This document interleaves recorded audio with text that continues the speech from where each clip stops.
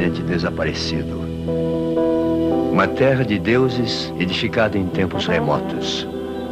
Um reino coberto de ouro e prata.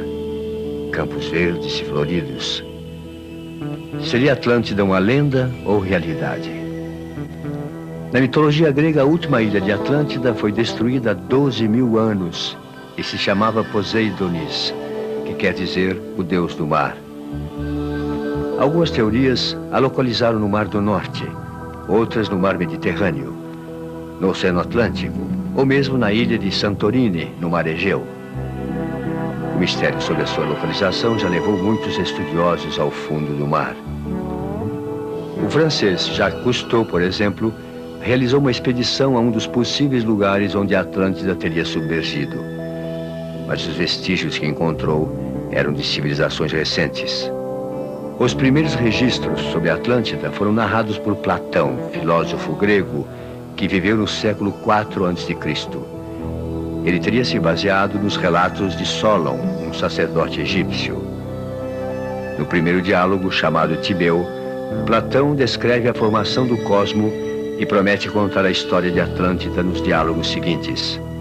O professor de filosofia, James Areia, fala sobre as duas partes que comporiam o Timeu. A primeira delas é essa que aparece com o nome de Critias e se esperaria uma outra onde tomaria a palavra Hermócrates.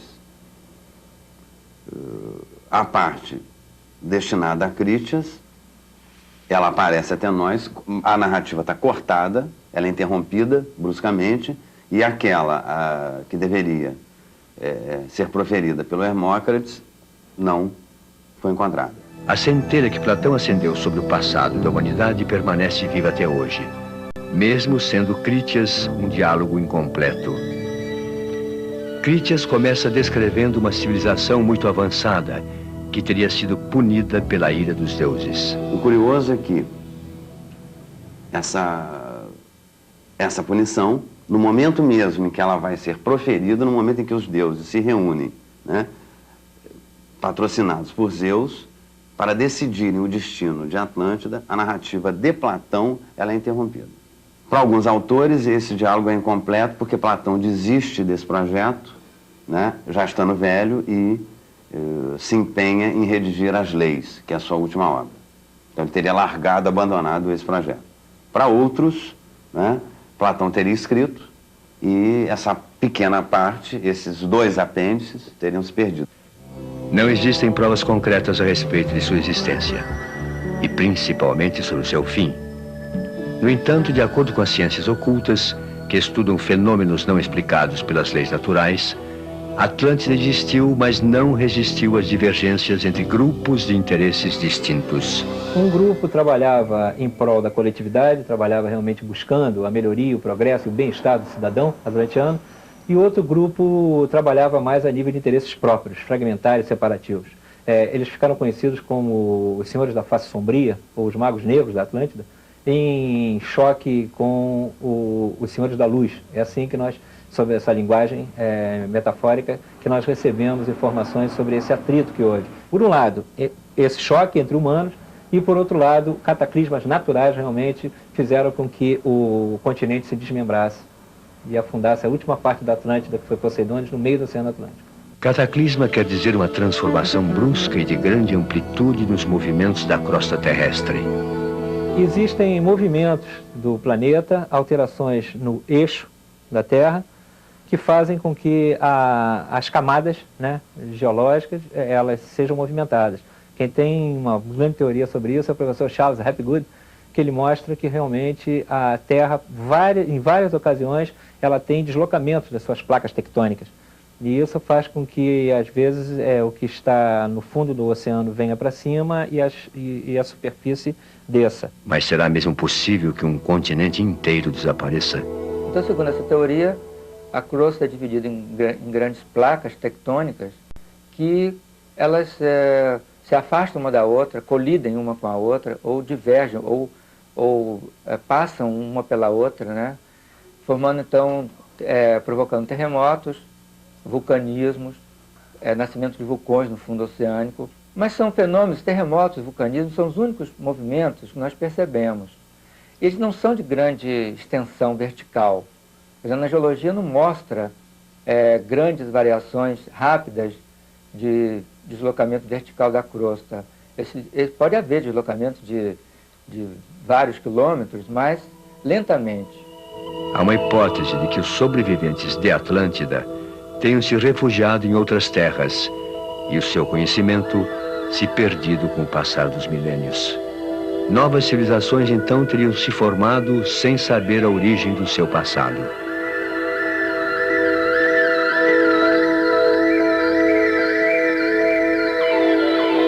O jornalista e historiador das civilizações pré-colombianas, Alexandre Raposo, fala sobre os mistérios das antigas civilizações registradas pela história.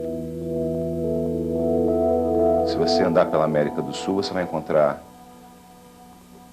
arquitetura extraordinária, você vai encontrar pirâmides fantásticas e coisas que até hoje não se explica como aqueles povos conseguiram fazer aquilo com os meios que tinham. Eles não tinham a roda, não tinham o ferro, isso quando chegaram os espanhóis, né? O que não impede que antes outras culturas anteriores a eles tivessem.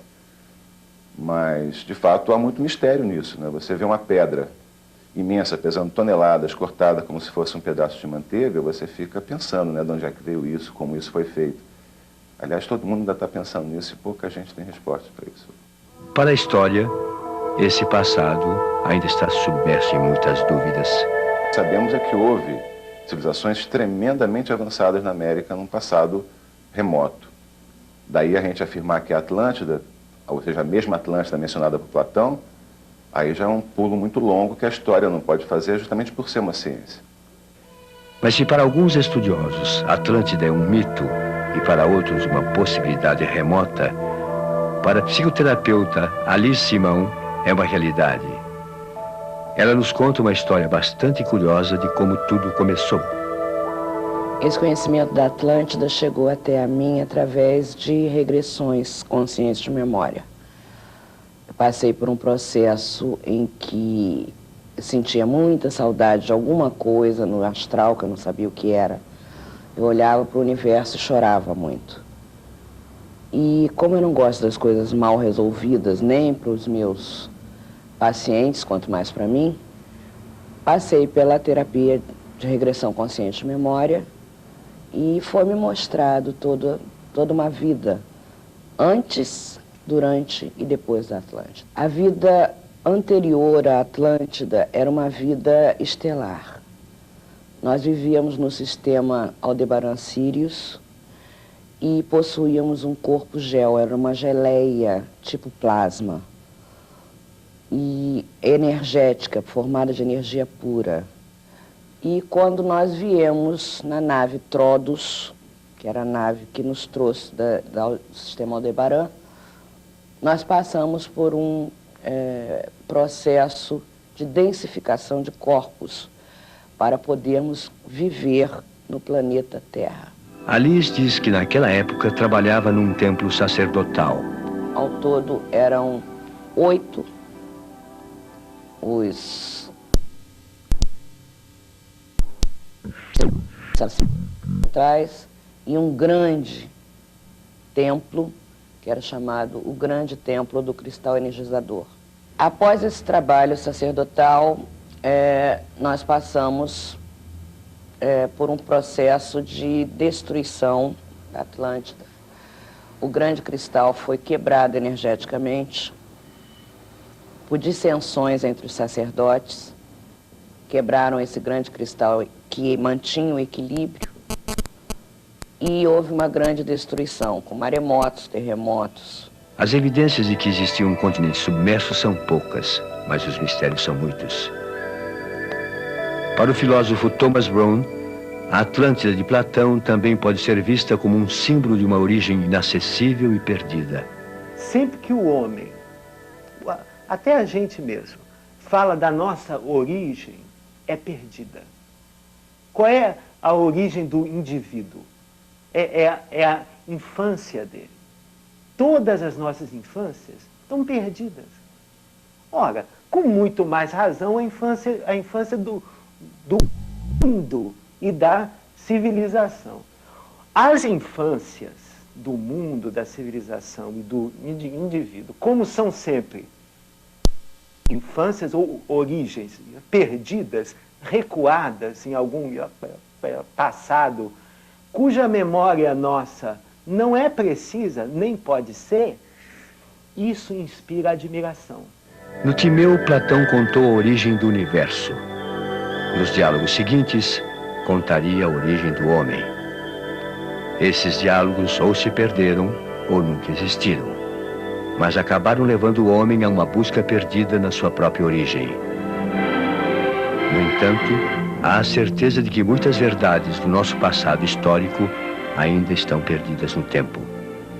Ou melhor, numa ilha cheia de mistérios que suscita a imaginação humana há mais de 2000 anos.